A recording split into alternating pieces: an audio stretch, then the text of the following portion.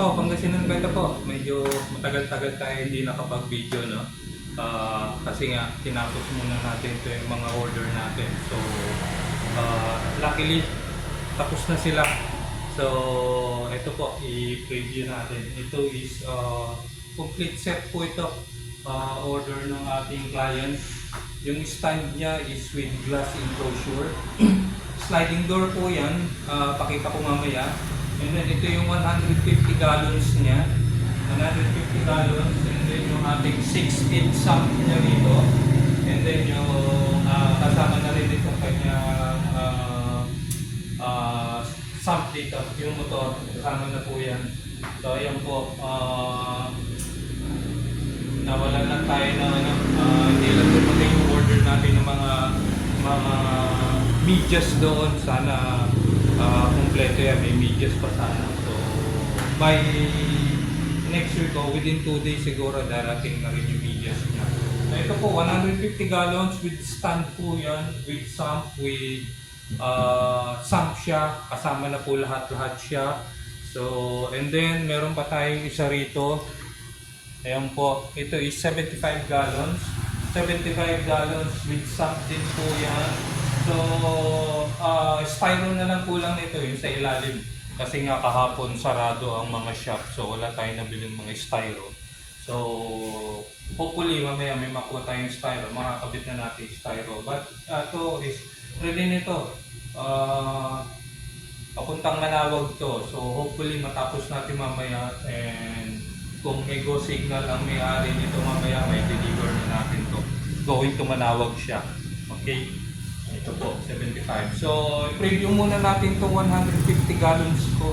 Pakita ko sa inyo kung gaano siya kapulido. Kaganda yung ating mga ginagawa rito.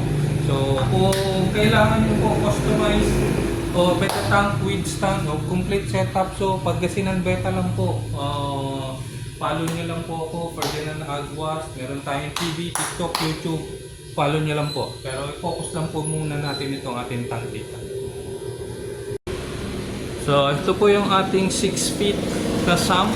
So, 1 foot per division. So, bali 6 division siya. Yan po. Then, waterfalls po ito. Konting linis lang yan. Kung nakikita may mga silicone marks pa siya. Linisin natin mamaya. So, waterfalls po yung paglalagyan niya. Yan po. 6 division yan. And then, ito yung ating 150 gallons. Yan. Ni-request ng client natin, lagyan natin ng aluminum brace dito sa gilid niya. So, aluminum brace yan. Brown. Analog siya. Yan po. Yung bracing natin sa ilalim, napaka-importante po niya yung bracing natin sa ilalim.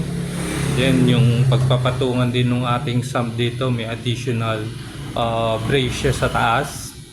Yan po, for support. And then ito na po yung ating stand with enclosure. Yan, fully glass po lahat yan.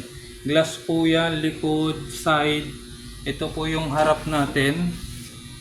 Yan po yung harap natin. Sliding po yan. As you can see po, sliding po siya. Yan po. Sliding door. Yung ilalim niya. Yan po. Sliding door.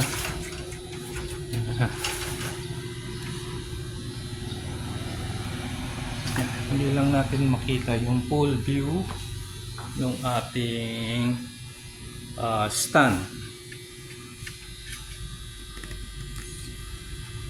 So, ayan po yung stand. So, balak ng client natin lagyan na reptiles yung ilalim. So, kaya ginawa niya yung enclosure na lang yung ilalim natin. So, ayan po. Ayan po siya. 150 gallons. Complete setup po siya.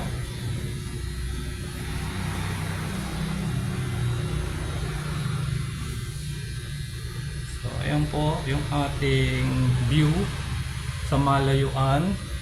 Then ito yung sinasabi ko, 75 gallons natin. Actually, pag sa akin ka nagpagawa, may dagdag siya. 20 by 20 kasi yung sukat niyan. 4 feet by 20 by 20 lumalabas po na 83 gallons po yan. Hindi lang siya 75 gallons, 83 gallons po ang makukuha nyo sa akin. Again, bracing natin sa taas po para yung support nung ating naka-ready yung support natin sa overhead sa. So, ayun po. Yan po. So, tapos na po tayo sa ating malalaking tank. So, ayun po. Tapos na po tayo sa malalaking tank natin. Kaya medyo nag-busy po tayo. Hindi nyo po ako nakikita sa ating Facebook po. Pati yung ating mga alaga din na natin naasikaso. So, but today, tapos na tayo. Relax tayo ng konti. Kasi natin yung mga isda natin dyan. So, ready na naman tayo to accept orders po sa malalaking tank. Pero for this week, concentrate muna ako sa maliliit na tank. May order sa atin na beta tank. So, almost ilan yung 45 pieces na beta tank. So, yan po. Dun po muna tayo. Tapusin po muna natin yun. Next week, all beta tank po tayo. Maliliit na tank po. Medyo mas mahirap pa nga yung maliliit kaysa sa malalaki. So, anyway, order po ng client natin yan. So, kailangan natin magawa po. So, pag kasi ng beta lang po, follow, like, and share lang po. And then kung mayroon po kayong order, PM nyo lang po ako para mapag-usapan po natin. Or mas maganda, punta po kayo sa shop para direct na mapag-usapan po natin. So, salamat po.